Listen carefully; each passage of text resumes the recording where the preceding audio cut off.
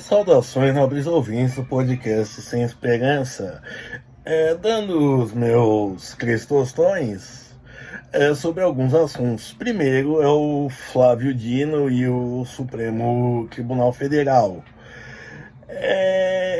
Recentemente, na verdade ontem, saiu a decisão de que a imprensa poderia ser responsabilizada pela fala dos seus entrevistados. Certo? E a imprensa, órgãos de imprensa vieram dizendo que é censura e por aí vai, que a imprensa não pode ser responsabilizada. De certa maneira eu concordo, porque a gente não pode culpar a janela pela paisagem. Entretanto, é o tipo de gente que pediu direitos, pediu restrições, tirou o chapéu pro Supremo a cada medida de censura. Então, assim, simplesmente eles que iam entrar na reta uma hora. E concomitante a isso vem a entrada do Flávio Dino no Supremo. O Lula indicou ele, né, contrariando as expectativas de ser uma mulher negra.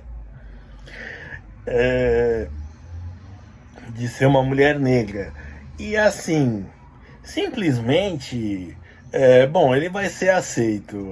A família Bolsonaro já viu, ele já apertou a mão do Dino.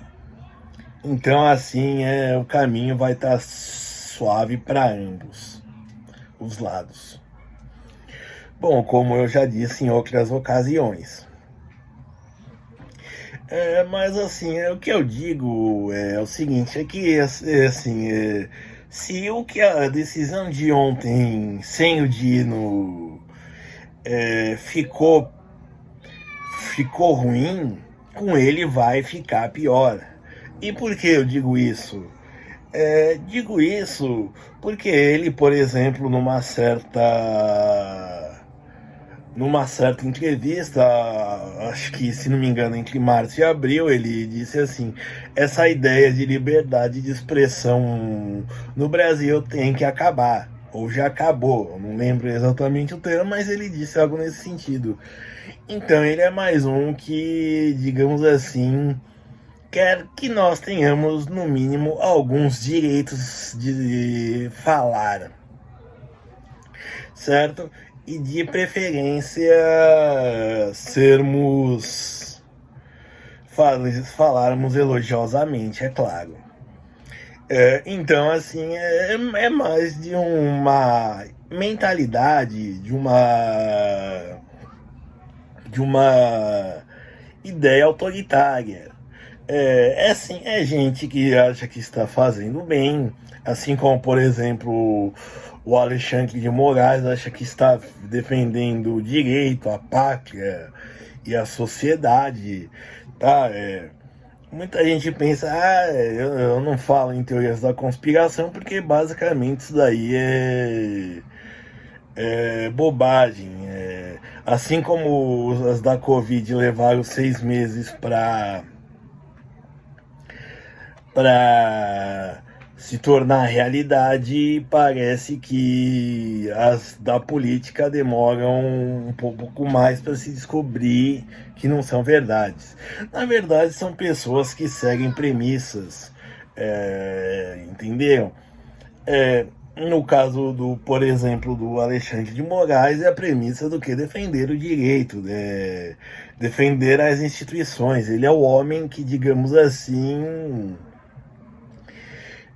como eu te explico, ele é o cara que defende o tribunal mesmo, o prédio em si, entendeu? E o Flávio Dino também, com essa ideia de autoritarismo, do esquerdismo, que até o próprio Lenin já condenou durante a Revolução Russa, né, durante sua gestão. Bom, que quer basicamente fazer todo mundo sorrir, só que sendo proibido ficar emburrado. E bom, para terminar, um comentário, eu acho que pouca gente deve ficar divulgado isso daí, infelizmente, apesar da importância para o século XX e até aí com rescaldos no século XXI, é a morte do Henry Kissinger. Obviamente a morte dele não tem nada a ver. As últimas declarações dele, por exemplo, foi de que aceitar a imigração em massa, por exemplo, na Europa, foi um erro. Mas a importância dele foi enorme ao longo principalmente do período da Guerra Fria, na década de 60, 70 e um pouquinho da de 80.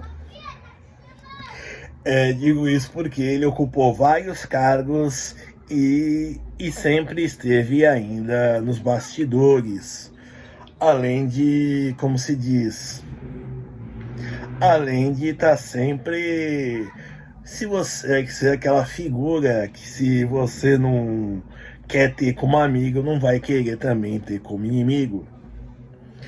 E entre as suas importâncias, acho que junto com o Robert McNamara, estão na escalada da Robert McNamara no governo do John Kennedy, estão na escalada da guerra do Vietnã e a dele na negociação de paz, e tendo como principal premissa o uso de bombardeios, bombardear alvos civis, fazer bombardeios pesados, e segundo relatos, dentro das bombas continham esferas de aço que quando a pessoa não era atingida pela bomba, mas estava numa certa distância, era atingida por esses estilhaços e despedaçada. Há relato de braços, pernas, membros, basicamente, voando em decorrência disso.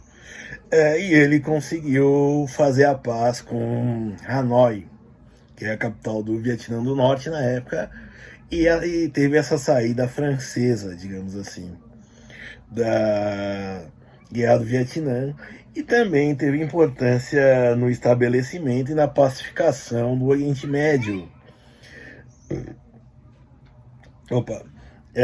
Por exemplo, hoje, com grande ajuda dele,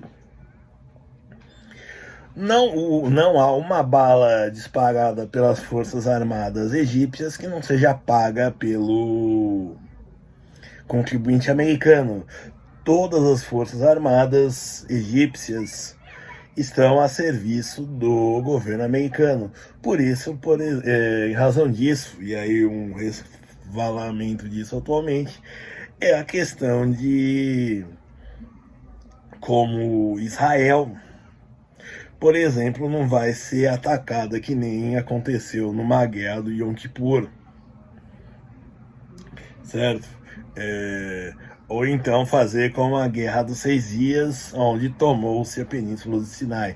Não, como o principal aliado no Oriente Médio dos Estados Unidos, Israel, ter o exército egípcio a seu soldo, no caso do soldo americano, é sempre uma boa vantagem.